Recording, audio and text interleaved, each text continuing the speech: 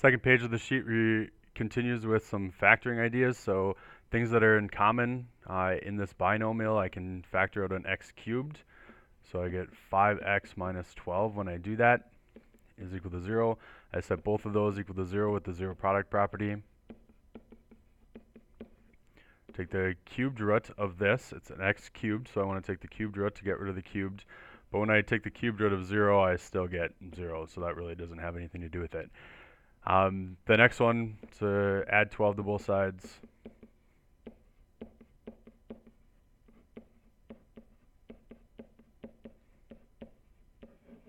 So I get 12 fifths and 0 for the answer for that one.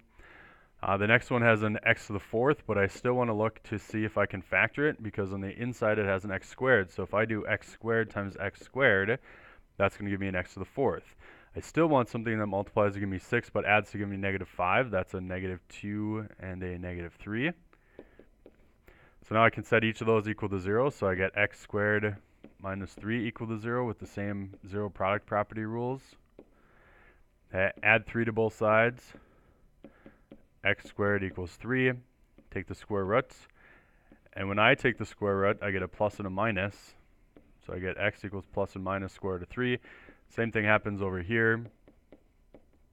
When I take the square root, I get x equals plus and minus the square root of 2, because both of those things come out to be decimals, and we don't want to worry or deal with the decimal portion of that.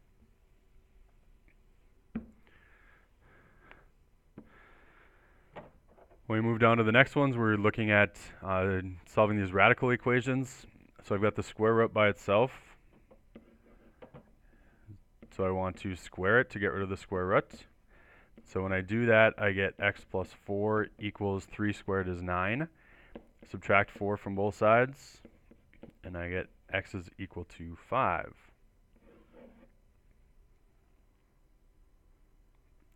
On the next one, I want to get the radical by itself, so I have to add 8 to both sides. Then I want to square that to get rid of the square root. And I get x minus 2 is equal to 64. Add 2 to both sides, and I get x equals 66.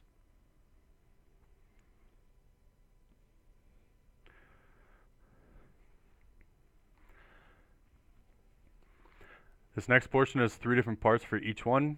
Find the distance. So we want to use the distance formula.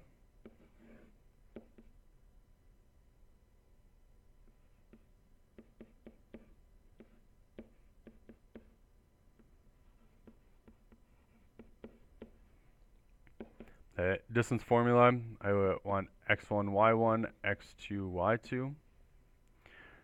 So I've got x2, which is 0, minus 3 quantity squared, square root of all of this, plus y2, which is 0, minus 4 quantity squared. I've got negative 3 squared, which is 9, and negative 4 squared, which is 16, which gives me the square root of 25, and the square root of 25 comes out to be a nice number, and we get 5. I want to find the midpoint. So the midpoint with that same exact problem over here, midpoint formula equals x1 plus x2 divided by 2, comma y1 plus y2 divided by 2, and that's an ordered pair. So I'm looking at 3 plus 0 divided by 2 and 4 plus 0 divided by 2. 3 divided by 2 is 3 halves, so we'll leave it that way. 4 divided by 2 is 2, and so I get a midpoint of 3 halves comma 2. And then the last part of this is to find the slope between the 2 points. So I still want my x1, y1, x2, y2. Except in order to find the slope, I'm going to do y2 minus y1 over x2 minus x1, which is going to give me 0 minus 3, 0 minus 4 over 0 minus 3, which is negative 4 over negative 3, which we'll just write as a slope of 4/3. I want to be able to do each one of those different parts for each one of these problems.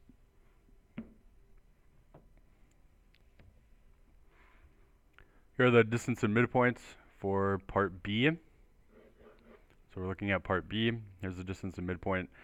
Take a second, walk through each of those, and make sure you pause it because we're going to move on to the next one. Here's the slope formula. End up with a slope of -1 between these 2 points.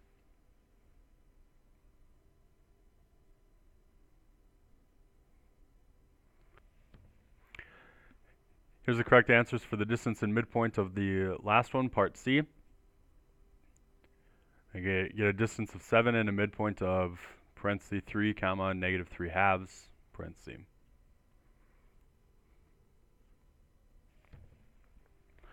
And here's the slope finally for the last one, part C. We end up dividing by 0, which gives us an undefined slope. If we were looking at graphing this, this would be a vertical line going through x is equal to 3. Finding the x and y intercepts. To find the x-intercept, you said y equal to 0.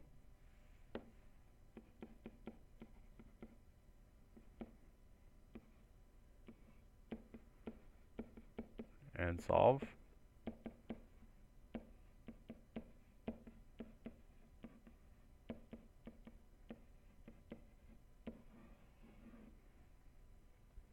And to find the y-intercept,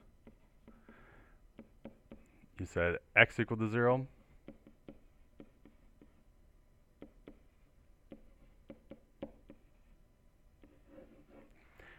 And again, these come in ordered pairs, so the x-intercept technically is 5, 3, comma 0, 5/3, comma 0, and the y-intercept then would be 0, comma -5. So either one of those would be fine.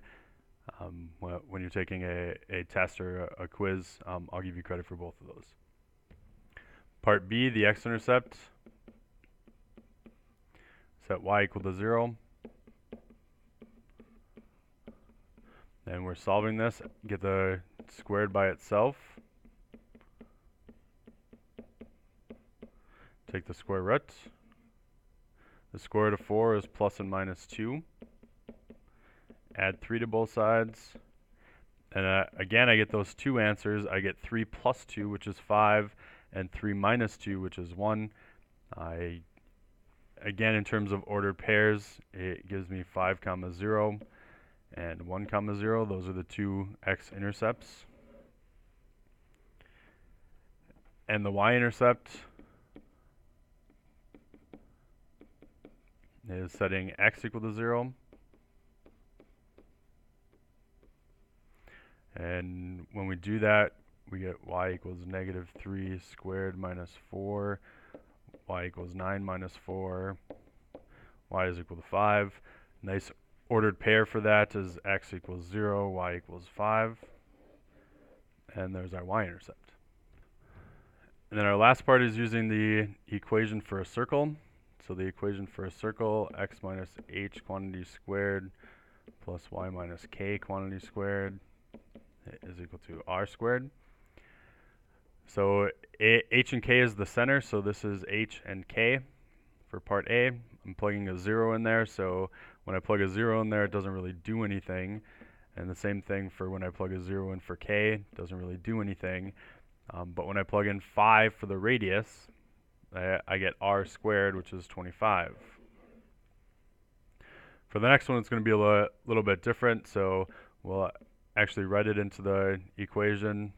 This again is h and k, so I've got x minus h, which is -1, quantity squared, plus y minus k, which is 2, quantity squared, is equal to the radius squared. Minus a negative, this is x plus 1 quantity squared, plus y minus 2 quantity squared, and 3 squared gives me a 9. And then finally for part C, I've got a center h and k, so I've got x minus a -4 quantity squared plus y minus 0 quantity squared equals 2 square root of 2. Whoops, quantity squared. Minus a negative makes x plus 4 quantity squared plus y minus 0, again, doesn't need to be the minus 0 parts. And then 2 squared of 2 squared. If I take 2 and squared, I get 4. If I take the square root of 2 squared, I get 2. So I get 4 times 2, which is 8.